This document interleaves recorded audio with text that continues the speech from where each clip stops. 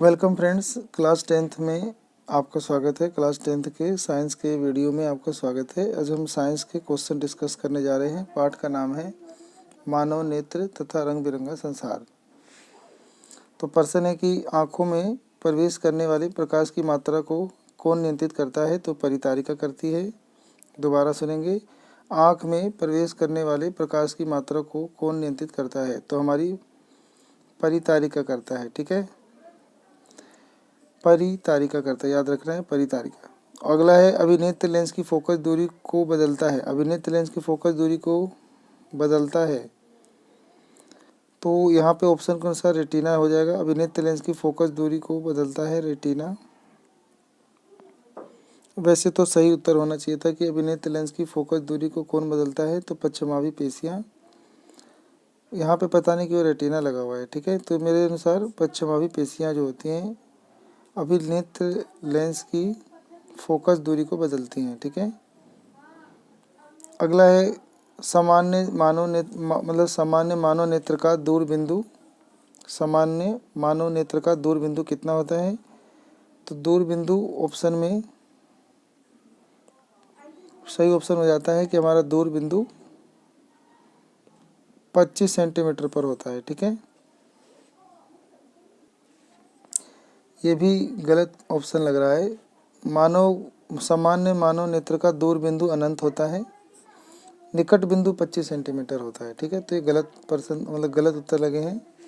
अगला है मानव नेत्र में वस्तु का प्रतिबिंब। मानव नेत्र में वस्तु का प्रतिबिंब कहाँ बनता है? तो याद रखना है रेटिना पे बनता है। निकट दृष्टि दोष से पीड़ित एक व्यक्ति 1.2 मीटर से अधिक दूरी वस्तु को नहीं देख सकता। स्पष्ट दर्शन के लिए वह निम्नलिखित में से किस संशोधन का उपयोग करता है? तो व्यक्ति को निकट दृष्टि दोष है, यानी निकट का दिखता है, दूर का नहीं दिखता है। दूर की चीज़ों को वापस रेटिना पे बनाने के लिए उसे अवतल लेंस का प्रयोग करना है। ठीक है, प्रकाश के अवयवी वर्णों में यानी रंगों में बट जाने को, विभाजन हो जाने को क्या कहते हैं? तो इसे याद रखना है विक्षेपण कहते हैं। अगला प्रश्न है कि सुस्पष्ट दर्शन की न्यूनतम दूरी कितनी है? 25 सेंटीमीटर। स्वस्थ आँख के लिए दूर बिंदु स्थित होता है अनंत पर।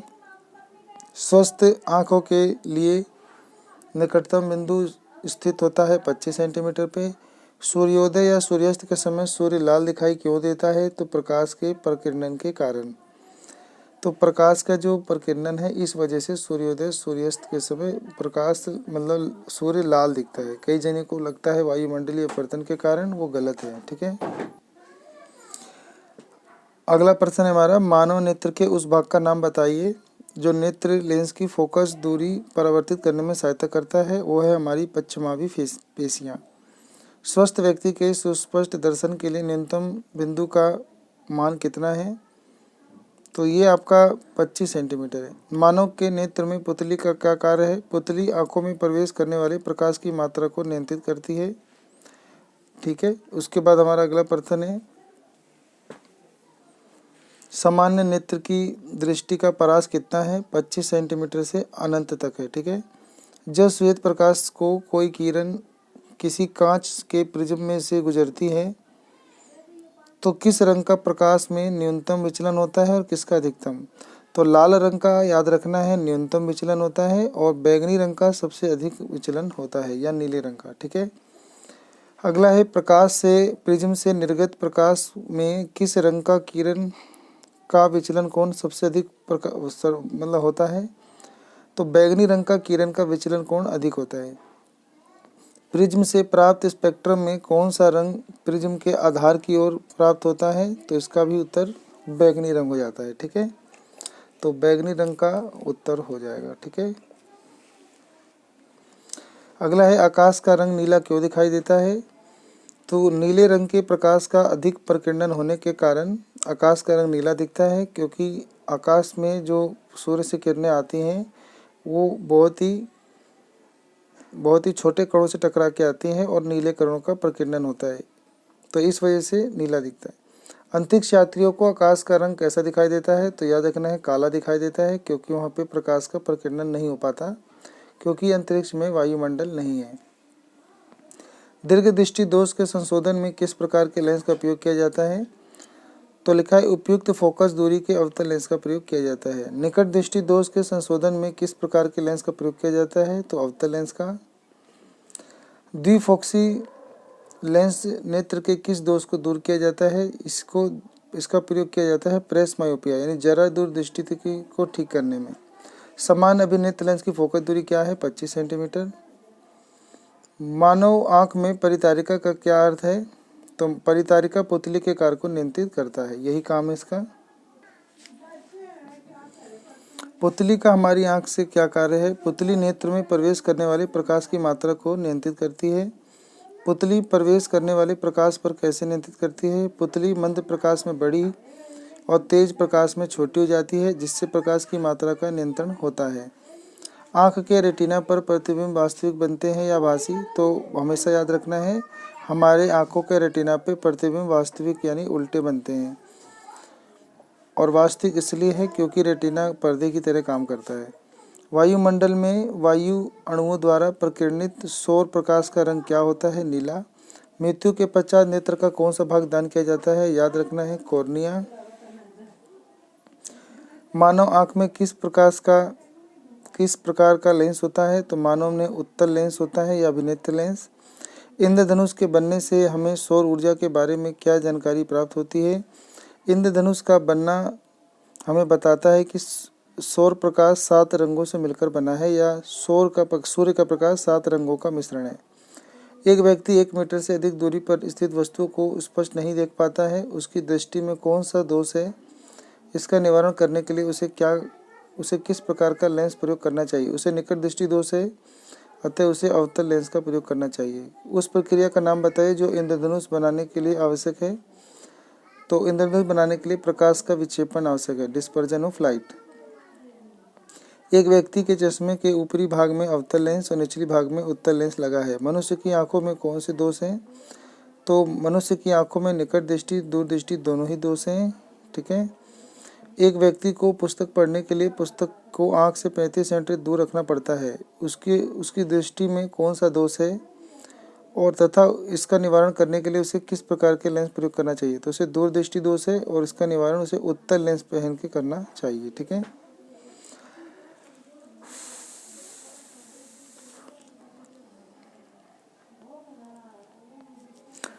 अगला प्रश्न है यहाँ से कि निकट दृष्टि दोष से आप क्या समझते हो? निकट दृष्टि दोष के 2 कारण बताइए। वह नेत्र दोष जिसमें व्यक्ति को दूर की वस्तु स्पष्ट नहीं दिखाई देती किंतु निकट की वस्तु स्पष्ट दिखाई देती हैं, इस प्रकार के दोष को दृष्टि दोष को निकट दृष्टि दोष कहते हैं। यानी व्यक्ति को निकट का साफ दिखता है, दूर का नहीं दिखता है, इसे निकट दृष्टि दोष कहते हैं। इस दोष के उत्पन्न होने के क्या कारण है? अभिनेत्र लेंस की वक्रता का अधिक होना और नेत्र गोलक का लंबा होना। जो ये ऊपर वाला है अभिनेत्र लेंस की वक्रता का अधिक होना, इसकी जगह हम याद कर सकते हैं नेत्र की फोकस दूरी का कम होना। ठीक है। लेकिन इससे ज़्यादा बेटर उत्तर यही होता है कि अभिनेत्र लेंस की वक्रता का अधिक होना और नेत्र गोलक के साइज का लंबा होना। अगला है दीर्घ दृष्टि दोष किसे कहते हैं? दीर्घ दृष्टि दोष के दो कारण बताइए। इस दोष से युक्त व्यक्ति नेत्र द्वारा मनुष्य को दूर की वस्तुएं तो स्पष्ट दिखाई देती है परंतु समीप की वस्तुएं स्पष्ट नहीं दिखाई देती हैं, अर्थात नेत्र के निकट 25 सेंटीमीटर से अधिक दूर हो जाता है। तो इस दोष के उत्पन्न होने के कारण है अभिनेत्र लेंस की फोकस दूरी का अधिक हो जाना और नेत्र गोलक का छोटा हो जाना। ठीक है। सामान्य आंख 25 सेंटीमीटर से निकट रखी वस्तुओं को स्पष्ट क्यों नहीं देख पाती है? आंख निकट की वस्तुओं को देख सकती है क्योंकि अभिनेत्र लेंस उसकी समायोजन की क्षमता के कारण अधिक उत्तल हो सकता है, अर्थात उसकी अभिसारी क्षमता बढ़ी है। आंख का अधिकतम समायोजन प्राप्त होता है जब वस्तु आंख से 25 सेंटीमीटर दूरी पर होती है, तो इसके बाद पश्चिमावी पेशियां अभिनेत्र लेंस को अधिक उभार नहीं कर सकती, इसलिए 25 सेंटीमीटर से कम दूरी पर रखी वस्तुएं सामान्य आंख द्वारा स्पष्ट रूप से नहीं देखी जा सकती हैं क्योंकि आंखों के समायोजन की संपूर्ण क्षमता पहले ही समाप्त हो चुकी है। द्विफोक्सी लेंस की आवश्यकता कब होती है और यह किस प्रकार नेत्र दोषों के संशोधन करता है? कभी कभी किसी व्यक्ति के नेत्र में दोनों ही प्रकार के दोष, निकट दृष्टि दोष और दूर दृष्टि दोष हो सकते हैं। ऐसे व्यक्ति को वस्तु को स्पष्ट देख सकने के लिए प्राय द्विफोक्सी लेंसों का प्रयोग किया जाता है। तो सामान्य प्रकार के द्विफोक्सी लेंसों में अवतल और उत्तल दोनों ही लेंस होते हैं। ऊपरी वाला भाग अवतल होता है, यह दूर की वस्तुओं को स्पष्ट देखने में सहायता करता है। निचला भाग उत्तल होता है, यह पास की वस्तुओं को स्पष्ट देखने में सहायता करता है। अगला प्रश्न है, प्रकाश का वर्ण विक्षेपण क्या होता है? श्वेत प्रकाश वास्तव में कई रंगों का मिश्रण है, जिसमें किसी प्रिज्म से गुजरने के पश्चात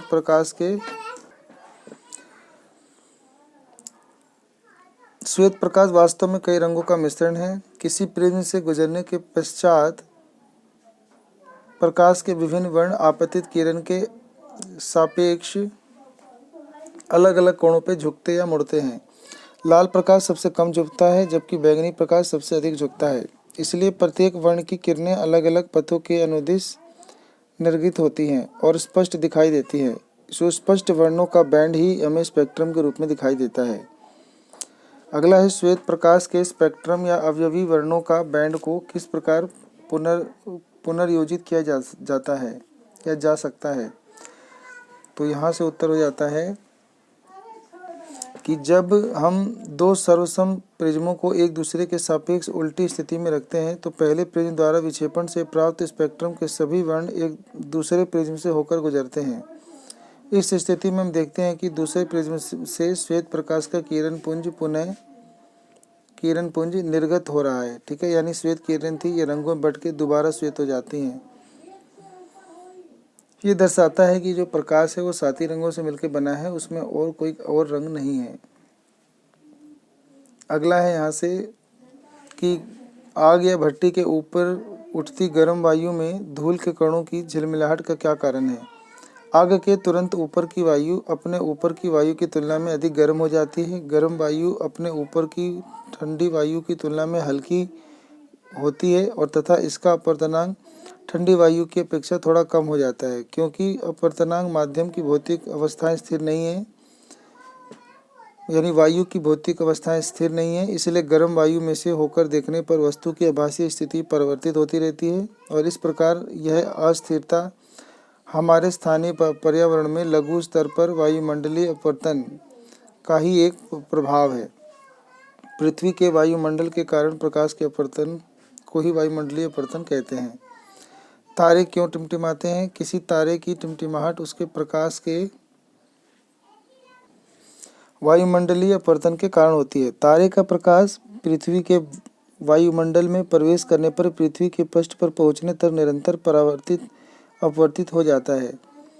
क्योंकि वायुमंडल की विभिन्न परतों का घनत्व तथा अपवर्तनांक प्रति क्षण बदलता रहता है, अतः जब तारों से चलने वाला प्रकाश वायुमंडल में से होकर जाता है तो अपवर्तित किरण अपना मार्ग बदलती रहती हैं। इस प्रकार एक निश्चित स्थिति में खड़े मनुष्य की आंखों में प्रवेश करने वाली किरणों की संख्या बदलती रहती है और अधिक किरणों के प्रवेश पर तारे अधिक चमकदार होते हैं और हम टिमटिमाते हुए तारे को देख पाते हैं। मनुष्य की आंख के निकट बिंदु तथा दूर बिंदु से क्या तात्पर्य है और स्वस्थ आंखों के लिए इसकी स्थिति क्या बताइए? निकट बिंदु वह निकटतम बिंदु जिसे नेत्र अपनी अधिक समंजन क्षमता लगाकर स्पष्ट देख सकता है, नेत्र का निकट बिंदु कहलाता है। इस बिंदु से नेत्र तक की दूरी स्पष्ट दृष्टि की न्यूनतम दूरी भी कहलाती है। स्वस्थ नेत्र के लिए यह दूरी 25 सेंटीमीटर है, अर्थात स्वस्थ आंखों का निकट बिंदु आंख से 25 सेंटीमीटर दूरी पर होता है। दूर बिंदु वह अधिकतम दूर स्थित बिंदु जिसे नेत्र बिना समंजन क्षमता लगाए स्पष्ट देख सकता है, नेत्र का दूर बिंदु कहलाता है। इस बिंदु से नेत्र तक की दूरी स्पष्ट दृष्टि की अधिकतम दूरी कहलाती है। स्वस्थ आंखों के लिए यह अनंत पर होता है। कक्षा की अंतिम पंक्ति में बैठे छात्र श्याम पट्ट यानी ब्लैक बोर्ड पर लिखावट को स्पष्ट नहीं देख पाता है। दृष्टि के दोष के प्रकार का नाम बताइए जिससे वह पीड़ित है। इस दोष को किस प्रकार सुधारा जा सकता है? क्योंकि छात्र दूर की वस्तुओं को स्पष्ट नहीं देख सकता है, इसलिए यह निकट दृष्टि नामक दोष से पीड़ित है। निकट दृष्टि दोष का अनुकूल क्षमता के अवतल लेंस युक्त चश्मे के उपयोग द्वारा सुधारा जा सकता है। अगला प्रश्न यहाँ से बहुत इंपॉर्टेंट है। एक मनुष्य दूरस्थ बस का नंबर स्पष्ट पढ़ सकता है, परंतु पुस्तक पढ़ने में उसे कठिनाई है। वह आंखों के किस रोग से पीड़ित है और दोष को सुधारने के लिए उसे किस प्रकार के लेंसों का चश्मा प्रयोग करना चाहिए? क्योंकि मनुष्य निकट की वस्तुओं को स्पष्ट नहीं देख सकता है, इसलिए वह दीर्घ दृष्टि दोष नामक दृष्टि दोष से पीड़ित है। दृष्टि दोष को अनुकूल शक्ति के उत्तल लेंस के चश्मे लगाकर सुधारा जा सकता है। समझाइए क्यों दोपहर का सूर्य जब सिर के ऊपर होता है तो वह सफ़ेद प्रतीत होता है। जब सूर्य सिर के ऊपर होता है जैसे दोपहर में, तो सूर्य से आने वाली प्रकाश को हम तक पहुंचने के लिए वायुमंडल से होकर अपेक्षाकृत छोटी दूरी तय करनी होती है। सूर्य प्रकाश की इस छोटी यात्रा के दौरान श्वेत प्रकाश का केवल थोड़ा सा ही नीला रंग प्रकटित होता है। क्योंकि सूर्य से आने वाली प्रकाश में उसके लगभग सभी अवयवी रंग उचित अनुपात में होते हैं, इसलिए आकाश में सूर्य हमें सफ़ेद दिखाई देता है। क्या कारण है कि सूर्य क्षितिज के नीचे होते हुए भी हमको सूर्यास्त और सूर्योदय के समय दिखाई देता है? पृथ्वी के ऊपर वायुमंडल के जैसे जैसे हम ऊपर जाते हैं, वायु हल्की होती जाती है। यह पर्तनांक भी कम होता जाता है। सूर्योदय के बाद या सूर्यास्त के पहले सूर्य से चलने वाली किरणें पूर्ण आंतरिक परावर्तन होकर हमारी आंखों तक पहुंचती हैं और हम तक इन किरणों के सीधा देखते हैं तो हमें सूर्य क्षितिज से ऊपर दिखाई देती है। अगला प्रश्न है, क्या कारण है कि हमें सूर्योदय सूर्यास्त अपने निश्चित समय से पहले और बाद में दिखाई देते हैं? सूर्य सूर्यास्त के लगभग 2 मिनट पहले और सूर्यास्त के 2 मिनट बाद भी वायुमंडलीय अपवर्तन के कारण दिखाई देता है। प्रकाश के विक्षेपण की व्याख्या कीजिए। जब श्वेत प्रकाश पुंज कांच के प्रिज्म से गमन करता है तो ये 7 रंगों में बट जाता है। ये 7 रंग लाल, नारंगी, पीला, हरा, नीला, आसमानी और बैंगनी हैं। यह श्वेत वर्णों का विक्षेपण है और 7 रंगों का क्रम वर्णक्रम कहलाता है। वास्तव में श्वेत प्रकाश का 7 रंगों में बट जाना यह दर्शाता है कि श्वेत प्रकाश का मिश्रण है। निकट दृष्टि दोष क्या है? इसका निवारण कैसे किया जाता है? मायोपिया या निकट दृष्टि दोष में निकट स्थित वस्तुएं तो स्पष्ट दिखाई देती है, परंतु दूर स्थित वस्तुएं स्पष्ट नहीं दिखाई देती हैं। इस प्रकार की दोष युक्त आंखों की दूरी की वस्तु का प्रतिबिंब रेटिना पर ना बनकर उसके आगे बनता है। इसका निवारण उपयुक्त फोकस दूरी के अवतल लेंस की सहायता से किया जाता है। उपयुक्त फोकस दूरी का अवतल लेंस प्रतिबिंब को दोबारा रेटिना पे बना देता है। तो इस तरीके से ये आगे बन जाता था, तो इसको लेंस लगाने से ये वापस रेटिना पे बन जाता है और ये दोष ठीक हो जाता है। हाइपरमेट्रोपिया या दूरदृष्टि दोष क्या है? इसको निवारण कैसे किया जाता है? हाइपरमेट्रोपिया या दूरदृष्टि दोष में व्यक्ति दूर की वस्तुएं हाइपरमेट्रोपिया या दूरदृष्टि दोष में व्यक्ति को दूर की वस्तुएं तो स्पष्ट दिखाई देती हैं, परंतु निकट की वस्तुएं स्पष्ट दिखाई नहीं देती। इस दोष के कारण प्रतिबिंब रेटिना के पीछे बनने के कारण होता है। देखो यहाँ पे रेटिना है, इसके पीछे प्रतिबिंब बन जाता है। इसको ठीक करने के लिए हम उत्तल लेंस लगाएंगे तो ये दोबारा रेटिना पे बन जाएगा और ये ठीक हो जाएगा। इस दोष को निवारण किसी उपयुक्त फोकस दूरी के उत्तल लेंस की सहायता से किया जाता है। जब वस्तु को n' पर रखा जाता है, यानी यहाँ पर, तो आँख की समंजन क्षमता अधिक होती है। उत्तल लेंस को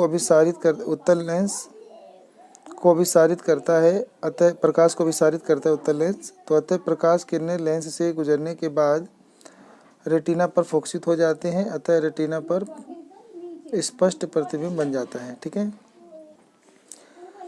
कांच प्रिज्म पर पड़ने वाले श्वेत प्रकाश की किरण पुंज चित्र में दिखाए अनुसार चिन्हित 1 से 7 रंगों में अलग हो जाता है। पर्दे पर देखे गए वर्णक्रम के बारे में एक छात्र निम्नलिखित विवरण देता है। 1, 2, 3, 4 यहाँ कलर दिखा रखे हैं।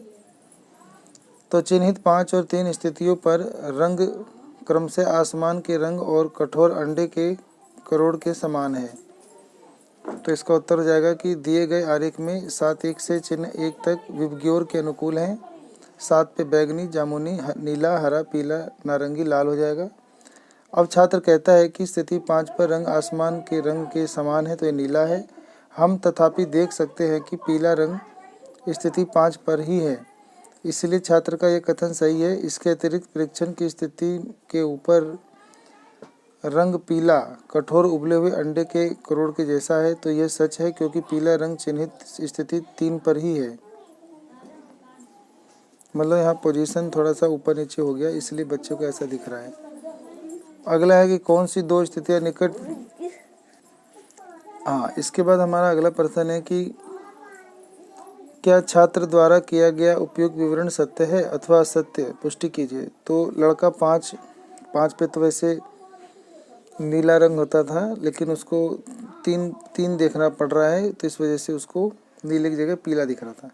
अगला है कि कौन सी दो स्थितियां निकट रूप से निम्नलिखित रंग के अनुरूप है। पोटेशियम परमैंगनेट का विलयन और खतरे या ठहरने के संकेत वाला प्रकाश। पोटेशियम परमैंगनेट विलयन का रंग बैंगनी है। वो इसलिए है क्योंकि वह स्थिति 7 पर रंग के अनुरूप है, और खतरे या ठहरने के संकेत का रंग लाल होता है, इसलिए वह स्थिति 1 पर रंग के समान है। एक प्रश्न है यहाँ पे कि जरा दूरदृष्टिता क्या होता है, इस दोष के 2 कारण लिखिए। तो उत्तर यहाँ पे है कि आयु में वृद्धि होने के साथ साथ मानव नेत्र की समंजन क्षमता घट जाती है, इसलिए इसका निकट बिंदु दूर हट जाता है। इस दोष को जरा दूरदृष्टि कहते हैं। इस दोष के होने के 2 कारण हैं, पश्चिमाभी पेशियों का दुर्बल होना और क्रिस्टलीय लेंस के लचीलेपन में कमी होना। ठीक है।